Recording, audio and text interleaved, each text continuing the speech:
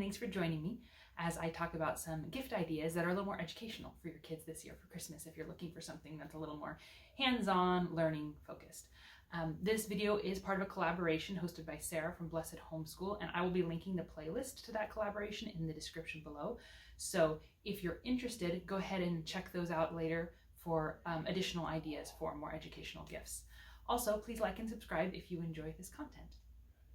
My personal video is a little more geared towards younger kids. I have younger children, so the things that I'm recommending are probably more geared toward ages preschool through first grade. But the first thing I'll have is a game called Sum Swamp. And my kids love this. Both my 3 and my 4-year-old love this. My 3-year-old can't do it independently. My 4-year-old is actually pretty close to doing it without any help her turns. But it is a addition and subtraction game with 2 dice. So you've got up to 12 for the addition and down to 0, of course, for subtraction. And I will turn the camera on and just give you a brief look inside. Okay, so here you can see the Sum Swamp board, and basically it's just a path of stone that you're walking, and you go into this loop, and to get out you have to hit the exit spot. You can't just come out, and you're trying to get to the finish. Very simple dynamics, really easy for young kids. You have these pieces that move along. You've got a frog and a dragonfly, snail, and an alligator, and so you can play with up to 4 people with those. And then you have the dice, which is how you move along. So basically you roll the dice, and you put the largest number first, and then you do the sign in between. Whoops. So in this case, it'd be 6 minus 2, and your child would discover that that is 4, and so they would move their piece 4 pieces, right? And so they would do it again, and 6 plus 5, right? And they move their piece 11 pieces.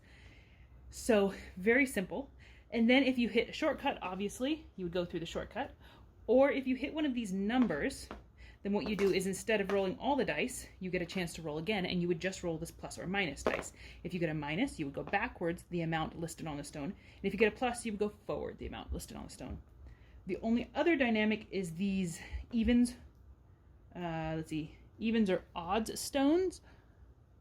And those, if you would land on even, then you would roll a green dice as an additional turn. And if you get an even number, you get to move forward. If you get an odd number, nothing happens. If you're on an odds when that happens and you roll an odd number, you get to go forward. If you get an even number, nothing happens.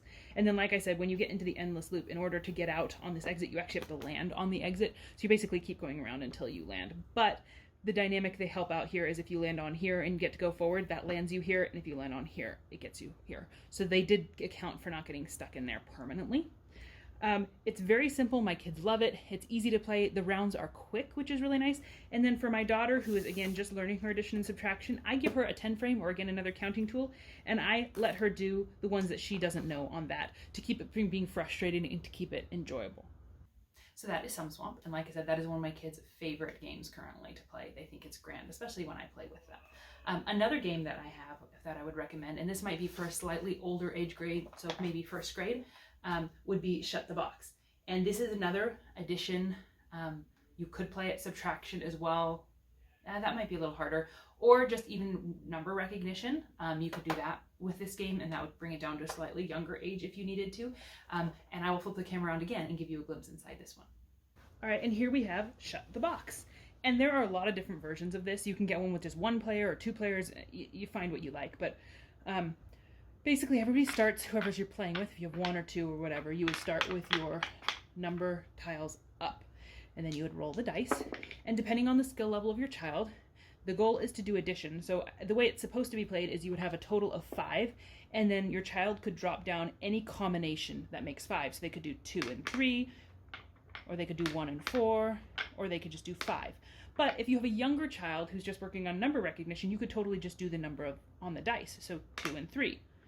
Right? So you can make it real simple, or 5, just a simple addition versus having to do like figuring out all the combinations. So you can adjust this to the level you want.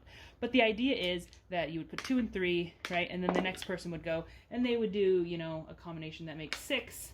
And the idea is whoever gets all of these down first wins, right? And if you roll something that you don't have, you just skip your turn and the next person goes. So very simple, but again, just a fun way to practice your addition or your number recognition.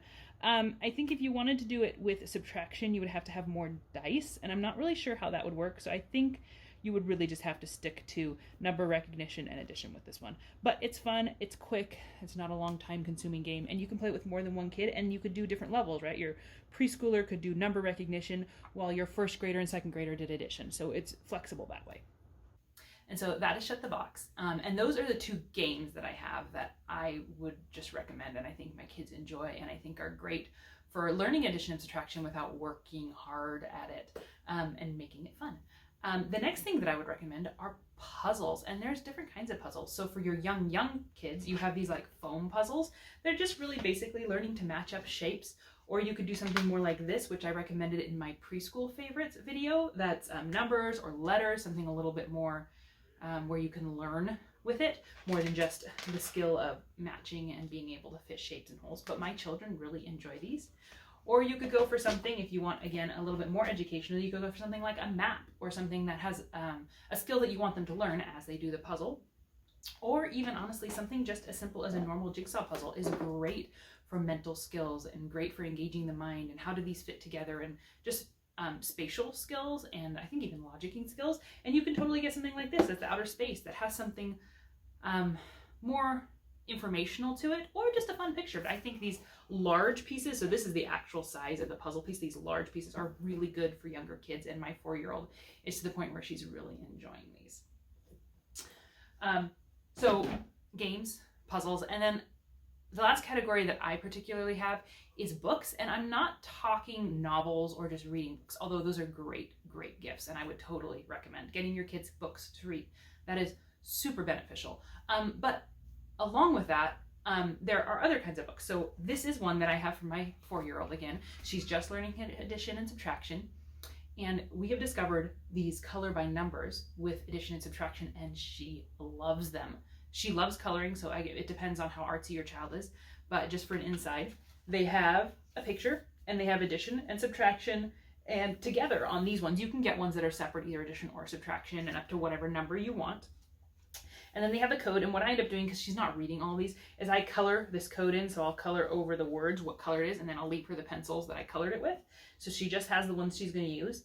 And then I also leave her with like a 10 frame or some sort of counting tool so that she can do the ones she knows automatically, but this is supposed to be enjoyable. And so if she doesn't know the addition question or subtraction question, she can do it real quick on her counting tool, and it's still really good practice, and eventually she'll get it just because of repetition.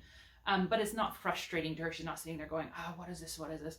Because this is, again, supposed to be fun. But she loves these. She has great fun with these. And I would highly recommend. There are so many online. I will link this particular one because most of the ones within this are under 10. There's a few that are in the teens, but the majority aren't. And I like that it does addition and subtraction in the same puzzle because my daughter's at the stage where she needs to pay attention to her signs.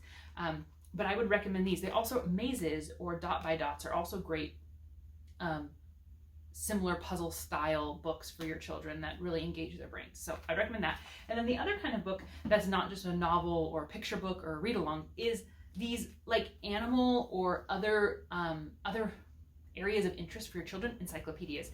And DK does some great kids ones where my kids don't read the words, but they absolutely love opening them up and looking through them. And if I will sit there with them and read a few of the paragraphs and a few of the information, they think it's great. They have some great pictures in here. And they just really enjoy flipping through it. And I think that's a great thing for a kid to just flip through and enjoy animals or the human body or whatever area they are interested in. Flowers. For kids, it could be dinosaurs for little boys, or trucks or cars. Anything that has their interest.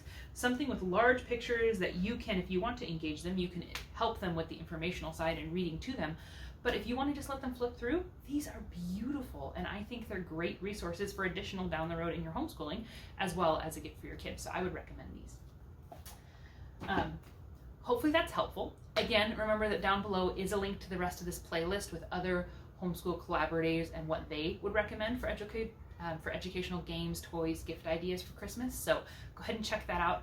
And thank you for joining me.